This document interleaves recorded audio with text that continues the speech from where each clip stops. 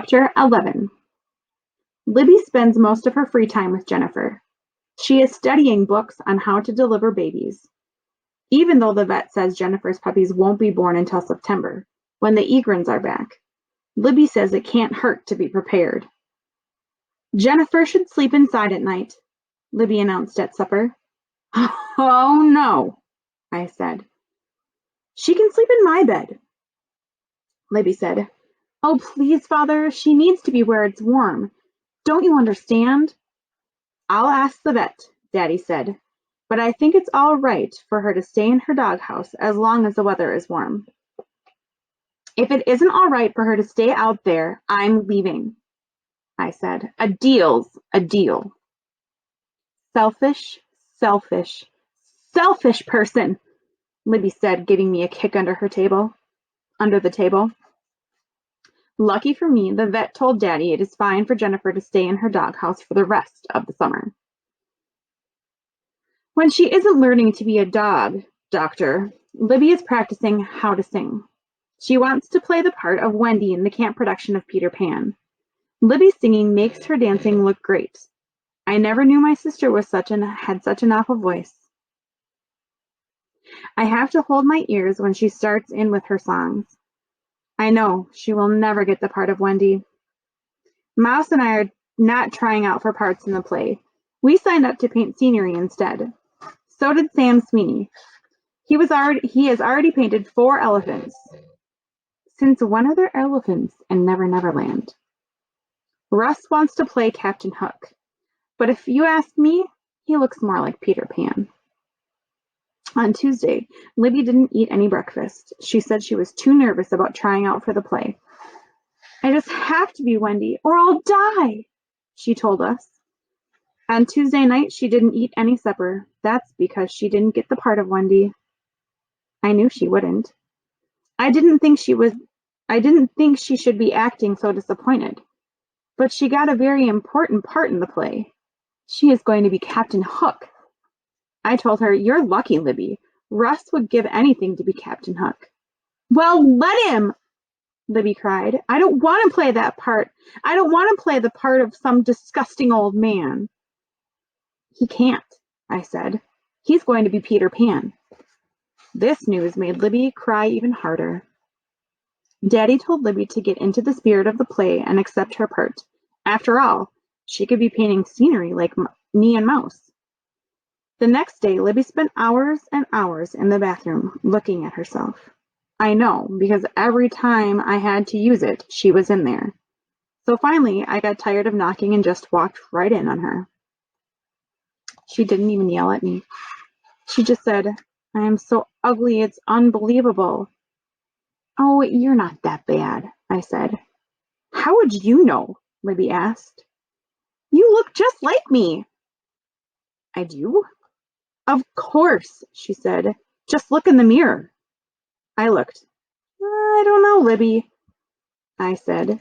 I don't think I look like you. Well, you do, Libby screamed. And just wait until you're 13. You'll be as ugly as me, if not uglier. Oh, I could just cry. You've been crying for 3 days already, I reminded her. Oh, shut up. I went down to the kitchen and told my mother what Libby said. Libby is just feeling bad about not getting the part of Wendy in the play. She'll get over it, Mom said. She thinks she didn't get it because she's ugly. She's making excuses and she's feeling ugly. Looks are all a matter of how you feel, you know? If you feel beautiful, you are beautiful. It all comes from inside. No kidding, I said. I never knew that. Mom smiled. Why don't you tell that to Libby? I asked.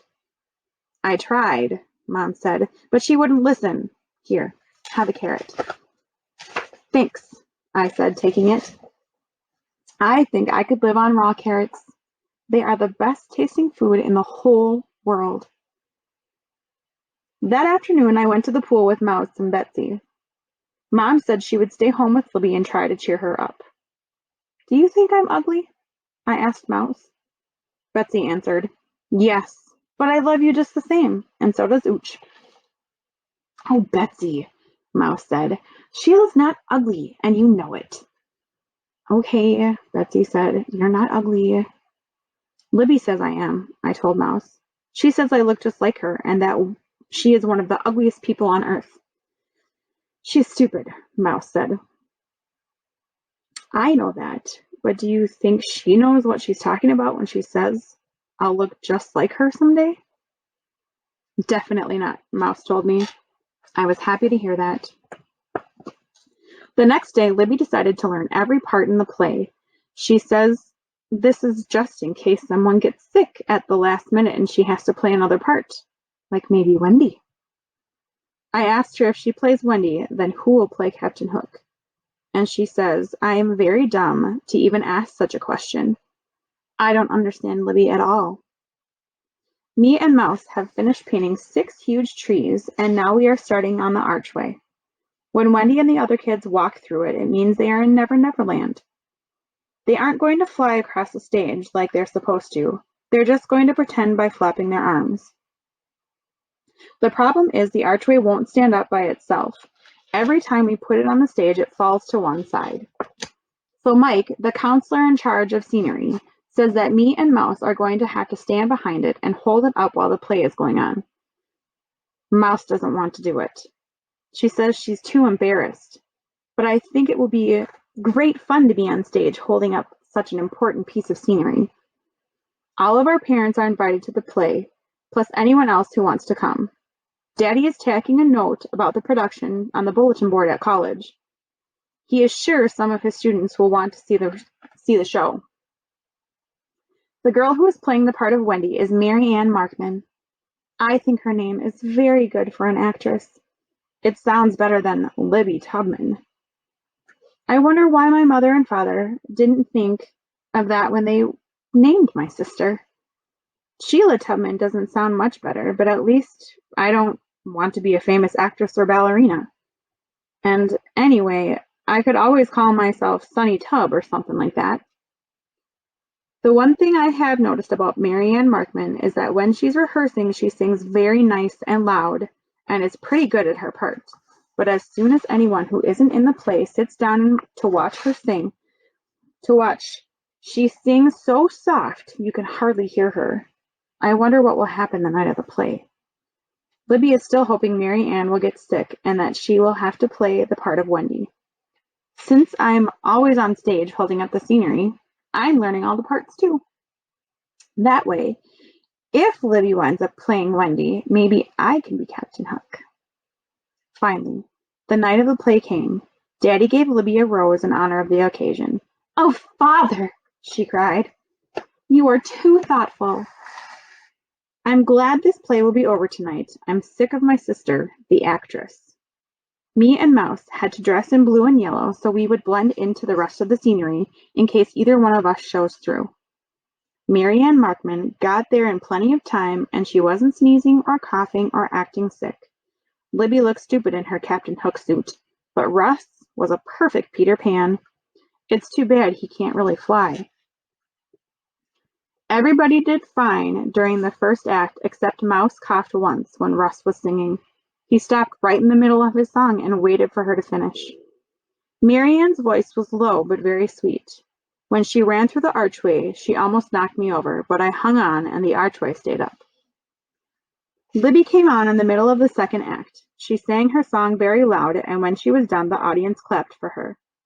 I guess sometimes it is better to sing loud and be heard than it is to sing very nicely, like Mary Ann, who nobody could hear but me and Mouse. Hearing Libby sing so loud seemed to make Mary Ann forget her lines, because she just stood there and didn't say anything. Finally, I whispered her next line to help her remember. When she still didn't say anything, I said her lines for her.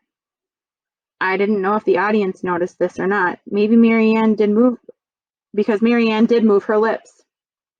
I said her lines for her all during that act. Libby looked over at me once and had a terrible face, but Mary Ann needed me. What else could I do? Mouse was laughing all this time and... Sorry, guys. Mouse was laughing all this time, and neither one of us remembered about holding the archway. So the next time Russ ran through it, it fell to the side. But I don't think we ruined the play like Libby said, because we managed to get it up again in just a few seconds. All in all, I think it was a very successful show, even though Libby says she's never speaking to me again.